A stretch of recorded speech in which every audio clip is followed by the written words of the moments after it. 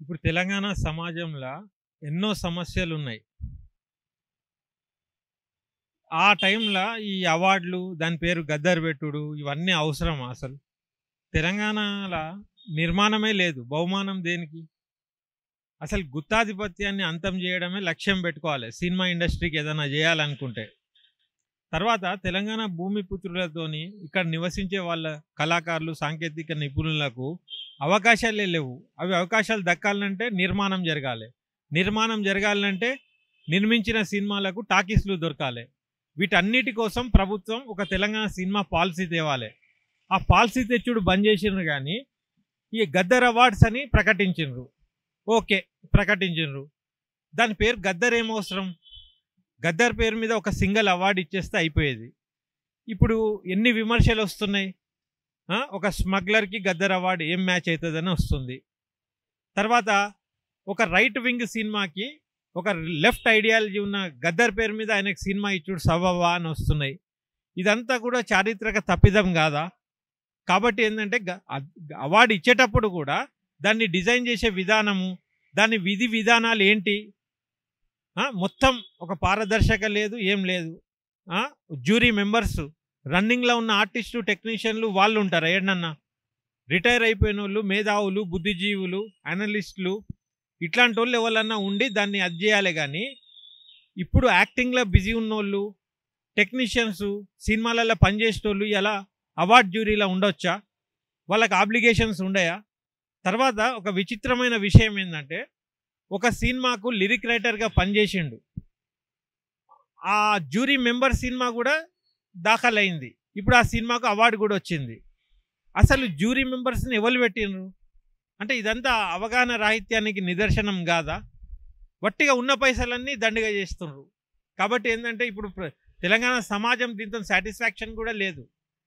ఇప్పుడు అందరు కూడా నిరాశగా ఉన్నారు. మీరు అవార్డులు ఇచ్చి కూడా ఎవరికి ఒరిగింది? అవార్డు తీసుకునేటోనికి కూడా సంతృప్తి లేదు. మొత్తం ఒక డల్నెస్ కోసం. ఒకవేళ ఎవరికన్నా గద్దర్ అవార్డు వచ్చినా ఇది గర్వకారణం అని చెప్పుకునేటట్టు కూడా లేదు. కాబట్టి ఆడ గద్దర్ ఖ్యాతి కూడా పెరిగినట్టు లేదు. ఆయన ఖ్యాతిని పల్చబెట్టినట్టు ఉన్నది. మీరు అనొచ్చు ఒక స్మగ్లర్ అది పాత్ర, కానీ యాక్టింగ్ స్కిల్స్ ఎట్లున్నాయి దాన్ని చూసి ఇచ్చిండ్రని మీరు అంటారు. ఇప్పుడు మొన్న కేంద్ర ప్రభుత్వం కూడా ఇదే తప్పిదం చేస్తే రాష్ట్ర ప్రభుత్వ మంత్రులు ఏమన్నారు? ఇట్లాంటి పాత్రకి ఎవడన్నా అవార్డు ఇస్తారా అని మీరే కదా విమర్శించింది. మళ్ళీ అదే పాత్రకు, ఆ పాత్రధారికే మళ్ళీ మీరు కూడా అవార్డు ఇచ్చారు. కాబట్టి ఏంటంటే ఈ అవార్డులు ఇచ్చే విధానం కూడా కరెక్ట్ లేదు, ఆ పేరు కరెక్ట్ లేదు. కాబట్టి గవర్నమెంట్ మళ్ళా అవార్డులను మళ్ళా పరిశీలించన్నా ఇవ్వాలి. ఫస్ట్ ఆ పేరు మార్చేసేయాలి. గద్దర్ పేరు ఆయనకు అపఖ్యాతి కోసమే ఉన్నది తప్పితే దానివల్ల గద్దర్కి ఏం ఒరిగేది లేదు. అసలు ఆయనే ఈ రాష్ట్ర అవార్డులు వద్దని తిరస్కరించిన మహానుభావుడు. ఆయన పేరు మీద అవార్డులు ఇస్తే ఆయనకి ఏమొస్తుంది చెప్పండి? ఆయన కీర్తి ప్రభుత్వం ఇట్లా అవార్డుల రూపంలో పెట్టినా ఆయనకు పెద్ద కీర్తి ఇచ్చుడు ఏం లేదు. ఆయనకు ఆల్రెడీ ఆయన లెజెండ్. ఆయన లాగా ఉన్నోనికి ఎవరికన్నా అవార్డు ఇస్తే బాగుండేది. కానీ అన్ని డిపార్ట్మెంట్స్ అసంబంధంగా ఉన్నది, అంటే మిస్ మ్యాచింగ్ ఉన్నది. అసలు అది ఎందుకు ఇస్తుండ్రు, ఏంది ఇస్తుండ్రు తెలియదు.